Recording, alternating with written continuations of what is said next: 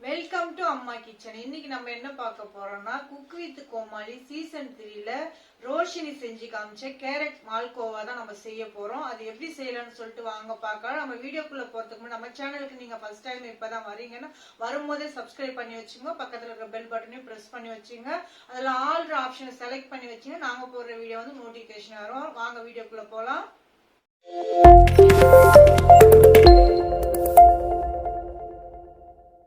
Carrot மால்கோவா பண்ணுறதுக்கு ஒரு சின்னதாக 4 கேரட் நான் எடுத்திருக்கேன். இதை வந்து நம்ம வந்து கட் பண்ணி மிக்சி ஜாரில் சேர்த்துக்கலாம். நல்லா ரவுண்டாக கட் பண்ணிக்கலாம். இந்த மாதிரி கட் பண்ணி அப்போ மிக்சியில் அரைக்கிறதுக்கு ரொம்ப ஈஸியாக இருக்கும். அதனால ரவுண்டாக நம்ம வந்து கட் பண்ணி எடுத்துக்கலாம். நம்ம எல்லாமே கட் பண்ணியாச்சு பாருங்கள். நான் ஒரு மிக்சி ஜார் எடுத்துக்கிறேன். இந்த மிக்சி ஜாரில் நம்ம வந்து எல்லாமே நம்ம வந்து அதில் சேர்த்துக்கலாம். சேர்த்துட்டு இது கூட வந்து நான் வந்து ஒரு 1/4 கப் அளவுக்கு நான் வந்து பால் சேர்த்துக்கிறேன். 1/4 கப் அளவுக்கு போதும். சேர்த்துட்டு கொஞ்சம் நான் வந்து பேஸ்ட் மாதிரி அரைச்சி எடுத்துக்கிறேன். மிக்சி ஜார் வச்சு அரைச்சி எடுத்துடுறேன். இப்போ நம்ம அரைச்சி எடுத்துட்டோம் பாருங்க. நல்லா பேஸ்ட் மாதிரி அரைச்சாச்சு பாருங்க. இப்போ நம்ம வந்து ஒரு மிக்சிங் பவுல் எடுத்துக்கலாம். அந்த மிக்சிங் பவுல்ல நம்ம வந்து இதை எல்லாமே நம்ம வந்து இதுல சேர்த்துக்கலாம். நல்லா நைஸா அரைச்சிக்கணும். கொஞ்சம் கூட அந்த வந்து அங்கங்க மசியாம ஒண்ணு கூட இருக்காத மாதிரி பார்த்துக்கோங்க. பார்த்து அந்த மாதிரி அரைச்சி எடுத்துக்கலாம். இப்போ இதை அரைச்சிட்டு இந்த பவுல்ல சேர்த்ததுக்கு அப்புறம் 1/2 கப்பு ரவை சேர்த்துக்கிறேன். உங்ககிட்ட எந்த ரவை இருக்கோ அந்த ரவை சேர்த்துக்கோங்க. ரவை சின்னதா இருந்தாலும் பரவாயில்ல, பெருசா இருந்தாலும் பரவாயில்ல, அதுக்கேற்ற மாதிரி நம்ம சேர்த்துக்கலாம். 1 கப் அளவுக்கு நான் வந்து கோதுமை எடுத்திருக்கேன். இது வந்து வெறும் ரவை தான் அவங்க வந்து சேர்த்து செஞ்சு காமிச்சாங்க. ஆனா வெறும் ரவையில வந்து செய்ய முடியாது. செஞ்சா வந்து அந்த அளவுக்கு நமக்கு வராது. இந்த மால்போவா வந்து வராது. 1 ஸ்பூன் அளவுக்கு நான் வந்து ஏலக்காய் பொடி சேர்த்துக்கிறேன். அது கூடவே நல்ல டேஸ்ட் கொடுக்கறதுக்காக 1 ஸ்பூன் அளவுக்கு நான் பால் பவுடர் சேர்த்துக்கிறேன். அது சேர்க்கும் போது நல்லா வந்து அந்த டேஸ்ட் நல்லா இருக்கும். இப்போ இது மட்டும் நல்லாவே மிக்ஸ் பண்ணிடலாம் பாருங்க.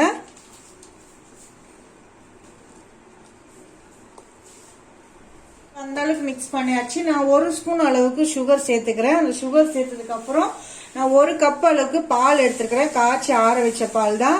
ஃபர்ஸ்ட் வந்து நான் வந்து ஆஃப் சேர்த்துக்கிறேன். 1/2 கப் சேர்த்துக்கிறேன். மிக்ஸ் பண்ணிட்டு தேவையான நம்ம வந்து சேர்த்துக்கலாம். ஏன்னா வந்து ரவை இருக்கும் போது பால் வந்து நல்லாவே இழுத்துக்கும். இப்போ தேவைப்படும் போது நம்ம வந்து அது கூட சேர்த்துக்கலாம். இப்போ நல்லாவே மிக்ஸ் பண்ணிக்கிறேன் பாருங்க. எல்லா இடமும் நமக்கு வந்து நல்லா மிக்ஸ் ஆகுற மாதிரி பார்த்துக்கோங்க. இப்போ பால் வந்து கம்மியா இருக்கு. நான் இன்னும் கொஞ்சம் கூட சேர்த்துக்கிறேன். ஒரு 3/4 கப் அளவுக்கு நான் சேர்த்துக்கிறேன். பால் 1 கப்பு எடுத்தேன். நான் ஒரு 3/4 கப்பு நான் வந்து சேர்த்துக்கிறேன்.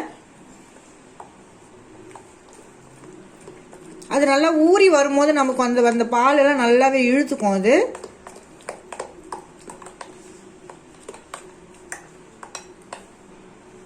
நான் கொஞ்சமா வந்து ஃபுட் கலர் சேர்த்துக்கிறேன். Orange colour. ஃப்ரெண்ட்ஸ் நான் மறந்துட்டேன். நான் சொல்றதுக்கு நான் சேர்க்கறதுக்கும் மறந்துட்டேன்.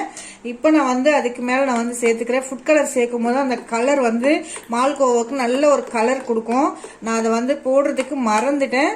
Sorry friends. நான் இப்போ வந்து அதோட சேர்த்துட்டு நான் மிக்ஸ் பண்ணி ஒரு 1/2 மணி நேரத்துக்கு நான் மூடி வச்சிடுறேன். மூடி வச்சதுக்கு அப்புறம் நல்லாவே அது வந்து ஊறிட்டு அந்த பால் அந்த ரவை எல்லாமே நல்லா ஊறிட்டு வரும். அப்பதான் நமக்கு வந்து மால்கோவா செய்யறதுக்கு ரொம்ப சூப்பரா வரும், அட்டகாசமா வரும். இப்போ நான் ஒரு மூடி வச்சிடுறேன். மூடி வச்சு ஒரு 1/2 மணி நேரத்துக்கு நம்ம ஊற வச்சுக்கலாம். இடையில நம்ம வந்து சுகர் சிரப்பு ரெடி பண்ணிக்கலாம். நான் ஒரு பாத்திரம் வச்சுட்டேன். பாத்திரத்துல வந்து 1 கப் அளவுக்கு நான் சர்க்கரை சேர்த்துக்கிறேன்.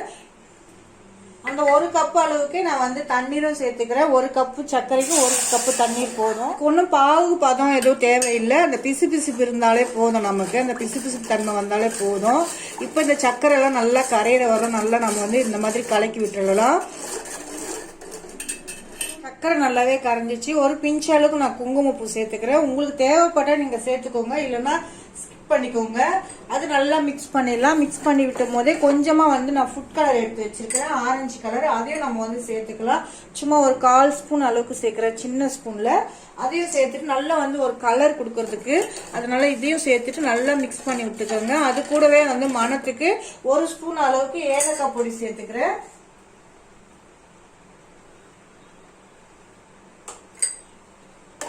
அதையும் நல்லா சேர்த்து நல்லா மிக்ஸ் பண்ணிக்கலாம். சர்க்கரை நல்லா ஃபுல்லாக கரைஞ்சி வந்துருச்சு. இது கொஞ்சம் நமக்கு வந்து மெல்ட் ஆகி நமக்கு அந்த பிசுபிசுப்பு தன்மை இருந்தால் போதும். அந்த இதில் நம்ம வந்து ஆஃப் பண்ணி எடுத்துக்கலாம். நம்ம இப்போ நமக்கு போதும் பாருங்க, இந்த அளவுக்கு நமக்கு இருந்தாலே போதும். இப்போ நம்ம வந்து ஸ்டவ் ஆஃப் பண்ணிடலாம். ஆஃப் பண்ணிட்டு நம்ம வந்து மால்போவா செய்யறதுக்கு நம்ம வந்து ஸ்டார்ட் பண்ணலாம். இப்போ நல்லாவே நமக்கு வந்து அரை மணி நேரத்துக்கு ஆயிடுச்சு. நல்லா வந்து மாவு நல்லா கெட்டி தன்மையாக இருக்கு. அது கொஞ்சம் நமக்கு வந்து ஊறிட்டு இருக்கும், அந்த ஒரு ரவை எல்லாமே சேர்ந்து ஊறி இருக்கும். இப்போ வந்து நம்ம மால்போவா செய்ய ஸ்டார்ட் பண்ணிடலாம். ஒரு பேன் வச்சுட்டு இந்த மாதிரி வந்து கொஞ்சம் பிளாட்டா இருக்கிற மாதிரி பார்த்துக்கோங்க. அதோட எண்ணெய் ஊற்றிட்டா எண்ணெய் சூடாயிட்டு இருக்கு.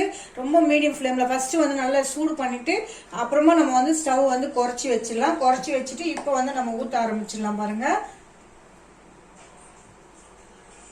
சென்டரா ஊத்திக்கோங்க.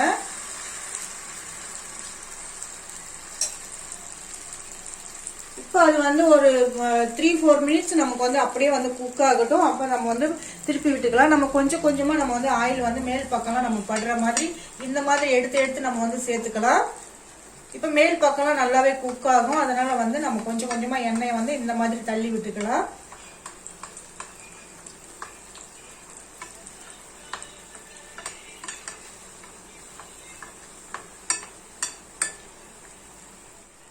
நல்லா இது வந்து ஸ்மூத்தா இந்த மாதிரி அந்த மாதிரி இந்த பக்கம் அந்த பக்கம் தள்ளி விட்டுட்டு நமக்கு வந்து எண்ணெய் எல்லாம் மேல படுற மாதிரி நம்ம வந்து இந்த மாதிரி பண்ணிட்டே இருந்தாதான் நமக்கு எல்லா பக்கமும் கொஞ்சம் குக் ஆகும். இது வந்து சூப்பரா இருக்கும். இது நல்லா நமக்கு ரெடி ஆயிட்டதுக்கு அப்புறம் அந்த ஜீரால போட்டதுக்கு அப்புறம் இவ்வளவு டேஸ்டா இருக்கு தெரியுங்களா? கண்டிப்பா நீங்களும் நல்லா ட்ரை பண்ணி பாருங்க. இந்த மாதிரி சூப்பரா இருக்கு. இப்ப இது எல்லா பக்கமும் குக் ஆனா ஸ்மூத்தா நம்ம வந்து திருப்பிடணும். இதை வந்து டக்குன்னு திருப்ப கூடாது.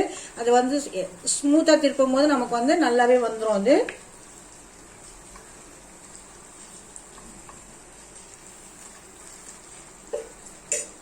இன்னொரு பக்கம் திருப்பியாச்சு பாருங்க. இந்த மாதிரி திருப்பிட்டு நல்லா வந்து நமக்கு வந்து கொஞ்சம் கலர் வந்து ரொம்ப சேஞ்ச் ஆகாத மாதிரி பார்த்துக்கோங்க. ரொம்ப ஜாஸ்தியாகவும் வந்து நமக்கு அந்த குக்கானது வந்து அந்த எண்ணெய் எல்லாம் தீஞ்சி வரும் பாத்தீங்களா? அந்த மாதிரி இல்லாம கொஞ்சம் லைட்டா பார்த்து நம்ம எடுத்துக்கலாம்.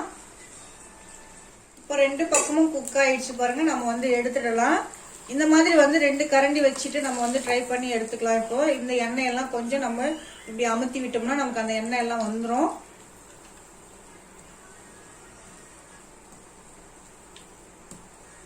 அவ்வளவுதான். நான் இன்னொன்னு வந்து செஞ்சு காட்டுறேன். நான் அடுத்து இன்னொன்னு ஊத்திடுறேன் பாருங்க.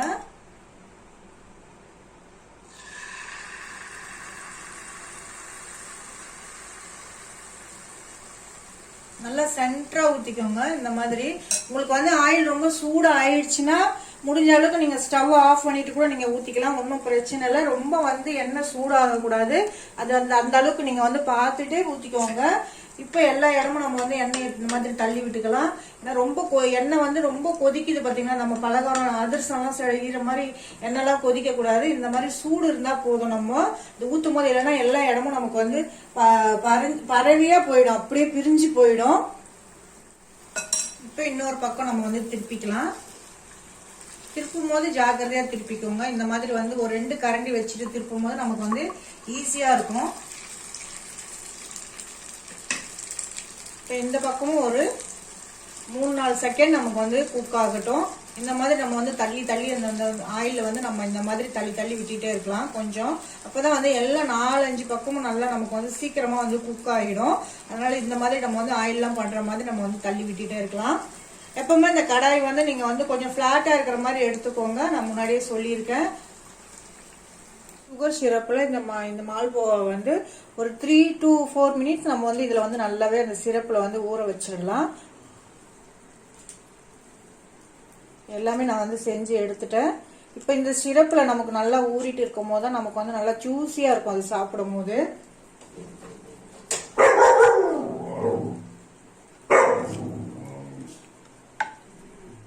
இதுல ஊற வைக்கும் போது ஒண்ணு மால்போவா சூடா இருக்கிற மாதிரி பாத்துக்கோங்க, இல்ல சிரப்பு சூடா இருக்கிற மாதிரி பாத்துக்கோங்க. கொஞ்சம் லைட்டா அந்த சூடா இருந்தாதான் நமக்கு வந்து நல்லாவே அது வந்து நல்லா அந்த சிரப்பு வந்து உள்ள நல்லாவே நமக்கு வந்து ஜூசி ஆகும்.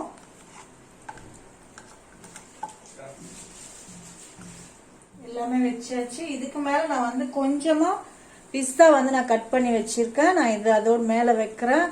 ரொம்ப அட்டகாசமா இருந்ததுங்க. அந்த டேஸ்டும் சரிங்க. அது எடுத்து சாப்பிடும் போது அவ்வளோ ஒரு ஜூஸியா இருந்தது.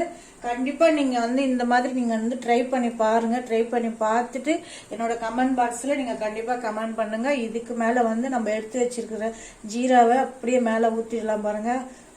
எப்படி இருக்கு பாருங்களேன். கண்டிப்பா அவ்வளோ ஒரு டேஸ்ட்டுங்க.